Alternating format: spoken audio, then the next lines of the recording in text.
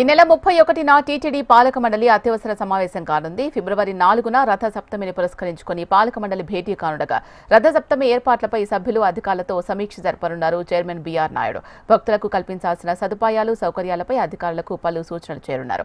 జనవరి 8న తిరుపతి తోపులాట ఘటనను దృష్టిలో ఉంచుకుని పటిష్ట ఏర్పాట్లు చేయాలని టీటీడీ నిర్ణయం తీసుకుంది. రథ సప్తమి నాడు 7 వాహనాలపై భక్తులకు శ్రీవారి దర్శనం ఇవ్వనుండగా ఫిబ్రవరి 3 నుంచి 5 వరకు స్లాటెడ్ సర్వదర్శనం టోకెన్లు రద్దు చేసింది టీటీడీ. దీంతో పాటు ఫిబ్రవరి 4న పలు ఆర్జిత సేవలు సిఫార్సు లేఖలపై వీఐపీ బ్రేక్ దర్శనాలు అన్ని ప్రివిలేజ్ దర్శనాలు రద్దు చేసింది.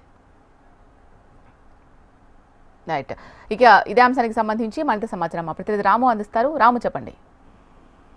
Thank you Sheela. మనం చూసుకున్నట్టయితే ఈ నెల 31వ తేదీన అంటే జనవరి నెల ఆఖరికి తిరుమల తిరుపతి దేవస్థానం పాలక మండలి సమావేశం కూడా అత్యవసరమైనటువంటి భేటీ నిర్వహించనుంది.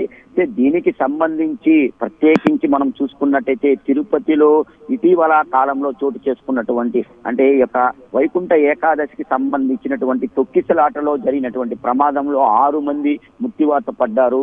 దానికి సంబంధించి ప్రత్యేకించి కూడా ఈ యొక్క సమావేశంలో చర్చ సాగనుంది. అటు తర్వాత మనం చూసుకున్నట్టయితే ఫిబ్రవరి 4వ తేదీన అత్యంత వేడుకగా తిరుమలలో జరుగుతున్నటువంటి రథసప్తమి ఏదైతే ఉందో దానికి సంబంధించి కూడా ఈ యొక్క భేటీలో ఆ ప్రత్యేకమైనటువంటి కొన్ని నిర్ణయాలు తీసుకునే విధంగా కూడా బోర్డు ముందుకు వెళ్ళేటువంటి పరిస్థితి కనపడుతుంది.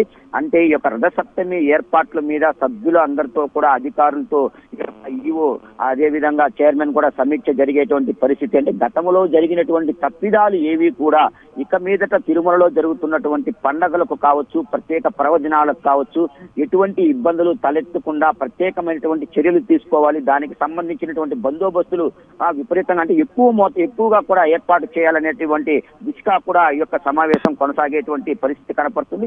ప్రత్యేకించి మన యొక్క సామాన్య భక్తులు ఎవరైతే ఉన్నారో వాళ్ళకి అన్ని సౌకర్యాలు కల్పించాలి, ఎటువంటి ఇబ్బందులు తలెత్తకుండా చూసుకోవాలి. అంటే శ్రీవారి దర్శనార్థం శ్రీవారి కోసం తిరుమలకు వచ్చేటువంటి యొక్క భక్తులు ఎవరైతే ఉన్నారో వాళ్ళందరికీ కూడా ఆ సదుపాయాలన్నీ సక్రమంగా కల్పించాలనేటువంటి దాని మీద కూడా ప్రత్యేకమైనటువంటి చర్చ జరిగేటువంటి పరిస్థితి కనపడుతుంది. అంటే రథసప్తమి నాడు కూడా 7 వాహనాల మీద ఈ యొక్క శ్రీవారు అంటే ఉదయం సూర్యప్రభ వాహనం నుంచి కూడా రాత్రి చంద్రప్రభ వాహనం వరకు దాదాపు 7 వాహనాల్లో కూడా మాడా వీధుల్లో కూడా ఆ ఉత్తర దక్షిణ తూర్పు పడమర మాడా వీధులు ఏవైతే ఉంటాయో ఈ యొక్క మాడా వీధులు కూడా విహరిస్తూ భక్తులందరికీ కూడా దేవదేవుడు కటాక్షించేటువంటి పరిస్థితి కనపడుతుంది. ఈ నేపథ్యంలో అక్కడ వచ్చేటువంటి భక్తాదులు ఎవరైతే ఉంటారో లక్షలాది కొద్ది భక్తులు వచ్చేటువంటి పరిస్థితి కనపడుతుంది. 7 వాహనాల్లో ఒకే రోజు రథసప్తమి నాడు అందరికీ కూడా గోవిందనామ స్మరణలతో మారుమోగుతున్నటువంటి తిరుమల గిరులన్నింటిలో కూడా శ్రీవారు విహరించేటువంటి పరిస్థితి కనపడుతుంది.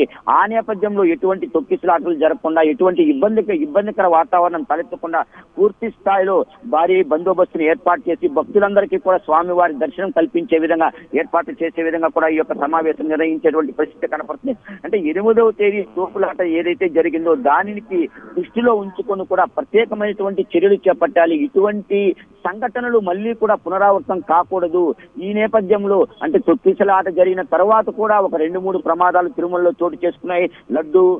లడ్డు విక్రయ కేంద్రంలో కూడా 47వ కౌంటర్ లో కూడా అగ్ని మంటలు అన్ఎక్స్పెక్టెడ్ గా రావటము, ఆ యొక్క కంప్యూటర్ ఏదైతే ఉందో దాంట్లో నుంచి మంటలు రావటం, వీటన్నిటి మీద కూడా ఈ యొక్క సమీక్ష చేసేటువంటి పరిస్థితి కనపడుతుంది. అంటే ఇటీవల జరిగినటువంటి ఈ యొక్క ప్రమాదాల మీద కేంద్రం గతంలో మనం చూసుకున్నట్టు ఒక ప్రత్యేకమైనటువంటి కేంద్రానికి సంబంధించినటువంటి ప్రత్యేక బృందం వచ్చి ఏం జరిగింది ఏంటి అనేటువంటి నివేదికను ఇవ్వదలుచుకున్నారు. దానికి సంబంధించి కూడా పూర్తిగా ఈ యొక్క నివేదికను మధ్యంతర ఉత్తర్వులతో కూడా ఆపినట్లు కూడా మనకు తెలుస్తుంది. దీనికి సంబంధించి ఏపీ సీఎం చంద్రబాబు నాయుడు, అమిత్ షా కూడా దాని మీద జరిగినటువంటి సంఘటనకు సంబంధించి అతను ప్రశ్నించడం కూడా జరిగింది. ఈ నేపథ్యంలో ఆ యొక్క ఉత్తర్వులు వెనక్కి తీసుకోవడం కూడా ఒకటి జరిగింది. అయితే 31వ తేదీ జరుగుతున్నటువంటి యొక్క అత్యవసర భేటీ ఏదైతే ఉందో దీంట్లో ఒక ప్రత్యేకమైనటువంటి కీలక నిర్ణయాలు తీసుకునేటువంటి పరిస్థితి కనపడుతుంది.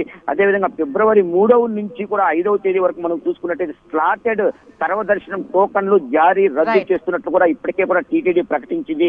మళ్ళీ ఆ యొక్క దర్శన టికెట్లు ఎప్పుడు పునరావృతం అవుతాయి ఏంటి అనేటువంటిది కూడా ఈ యొక్క బోర్డు తీర్మానంలో కూడా తేటతెల్లమయ్యేటువంటి పరిస్థితి కనపడుతుంది.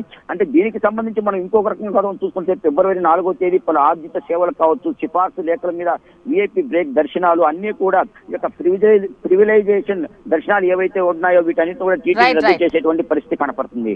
షీలా. Thank you Ramu.